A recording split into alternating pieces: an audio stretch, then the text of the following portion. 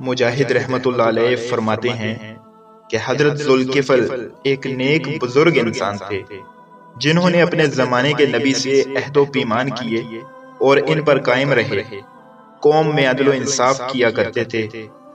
راوی کہتے ہیں کہ حضرت یسی جب بہت بوڑھے ہو گئے تو انہوں نے ارادہ کیا کہ میں اپنی زندگی میں ہی اپنا خلیفہ مقرر کر دوں اور دیکھ لوں کہ وہ کیسے عمل کرتا ہے۔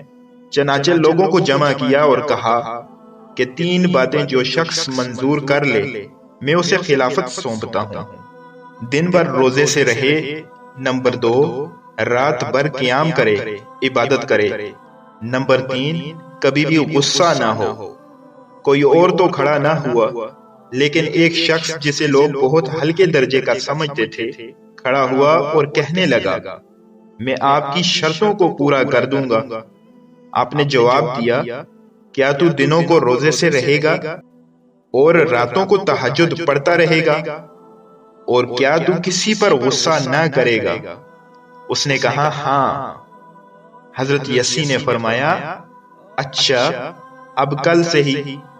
دوسرے روز بھی آپ نے اسی طرح مجلس عام میں سوال کیا، لیکن اس شخص کے علاوہ اور کوئی کھڑا نہ ہوا، چنانچہ انہی کو خلیفہ بنا دیا گیا۔ اب شیطان نے چھوٹے چھوٹے شیاطین کو اس بزرگ کو بہکانے کے لیے بھیجنا شروع کر دیا، مگر کسی کی کچھ نہ چلی۔ ابلیس خود چلا۔ دوپہر کو کیلولے کے لیے آپ لیٹے ہی تھے کہ خبیث نے کنڈیاں پیٹنی شروع کر دی۔ آپ نے دریافت فرمایا کہ تو کون ہے؟ اس نے کہنا شروع کیا کہ میں ایک مظلوم ہوں، فریادی ہوں، میری قوم مجھے ستا رہی ہے۔ اب جو لمبا قصہ سنانا شروع کیا تو کسی طرح ختم ہی نہیں کرتا، نیند کا سارا وقت اس میں چلا گیا، اور حضرت ذوالکفل دن رات میں بس اسی وقت ذرا سی دیر کے لیے سوتے تھے۔ آپ نے فرمایا، اچھا شام کو آنا، میں تمہارے ساتھ انصاف کر دوں گا۔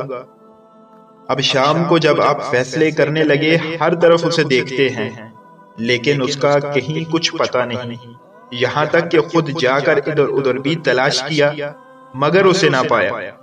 دوسری صبح کو بھی وہ نہ آیا۔ پھر جب آپ دوپہر کو 2 گھڑی آرام کرنے کے ارادے سے لیٹے تو یہ خبیث آ گیا اور دروازہ ٹھونکنے لگا۔ آپ نے دروازہ کھلوایا اور فرمانے لگے، میں نے تو تم سے شام کو آنے کا کہا تھا، میں منتظر رہا لیکن تم نہ آئے۔ وہ کہنے لگا، حضرت کیا بتاؤں، جب میں نے آپ کی طرف آنے کا ارادہ کیا تو وہ کہنے لگے تم نہ جاؤ، ہم تمہارا حق ادا کرتے ہیں۔ میں رک گیا، پھر انہوں نے اب انکار کر دیا۔ پھر لمبے چوڑے واقعات بیان کرنے شروع کر دیے اور آج کی نیند بھی کھوئی۔ اب شام کو پھر انتظار کیا لیکن اسے نہ آنا تھا اور نہ آیا۔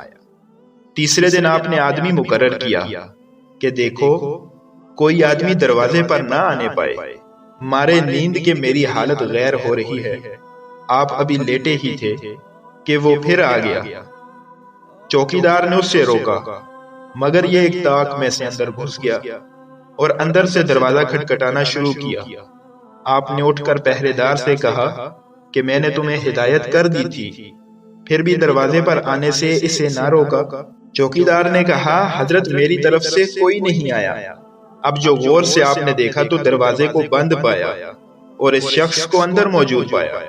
آپ پہچان گئے کہ یہ شیطان ہے۔ اس وقت شیطان نے کہا، اے اللہ کے ولی، میں تجھ سے ہارا، نہ تو نے رات کا قیام ترک کیا، نہ تو اس نوکر پر ایسے موقع پر غصہ ہوا۔